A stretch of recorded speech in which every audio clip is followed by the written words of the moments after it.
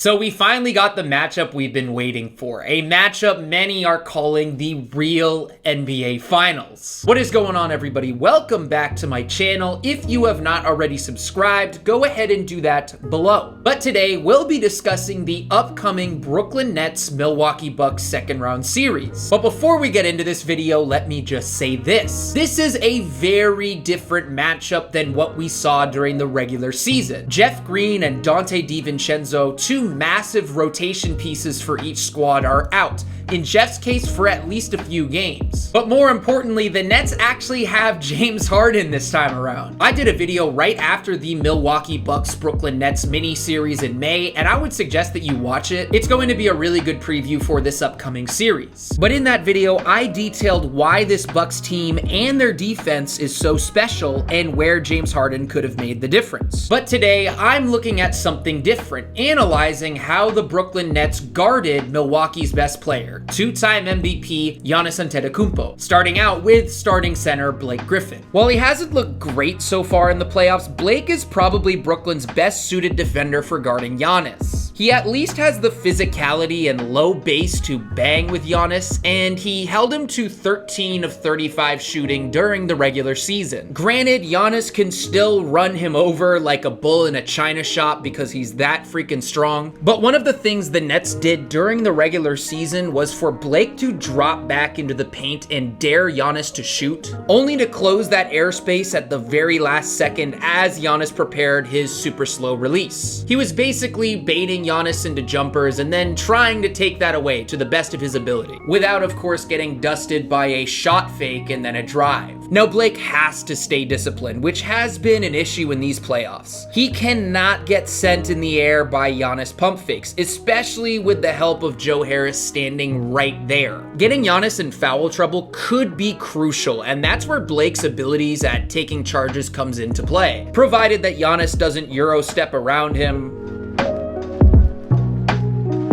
or just straight up overpower him.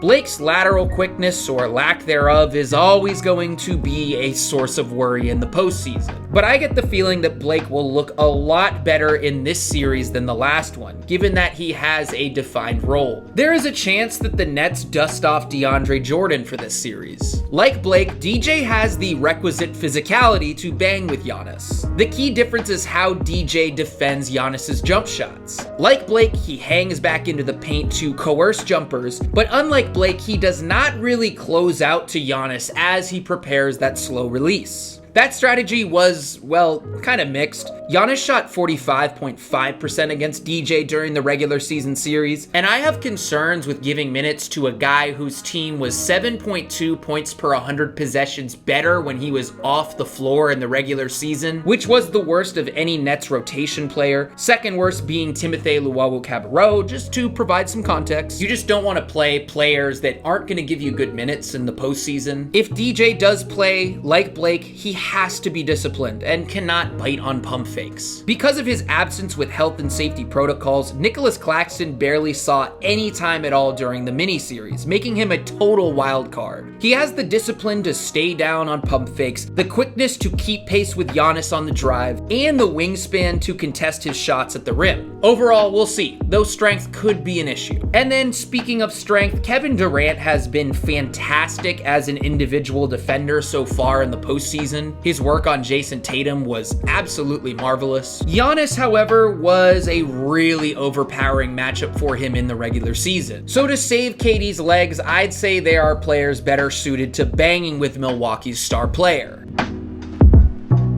There are other things the Nets can do as a team to disrupt Giannis's rhythm. Right about here, Jeff Green has room for a dig or a swipe at the ball to crowd Giannis's airspace. And you can see the idea of digging down on Giannis cross Landry Shamet's mind right about here, but he refrains from doing so. And when Giannis handles the ball in transition, the Nets, Kyrie Irving and Jeff Green here, must come together and build a wall, Miami style, to ensure that he doesn't have a free lane to the basket.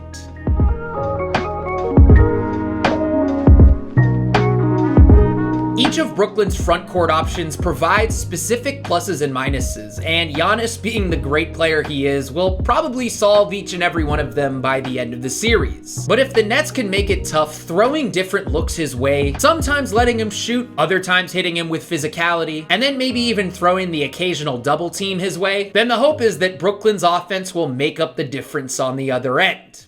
And with that, thank you for watching. If you enjoyed this video, be sure to give it a like and subscribe, and go ahead and share this on Twitter and Reddit. Follow me on Twitter. I should be doing preview content all throughout the week. At the very least, I know that I'm appearing on a couple podcasts this week, so stay tuned for that. It's all on my Twitter, @MattBrooksNBA, link below. But that's pretty much all I got today. Thank you guys for watching, and I will see you all next time. Peace!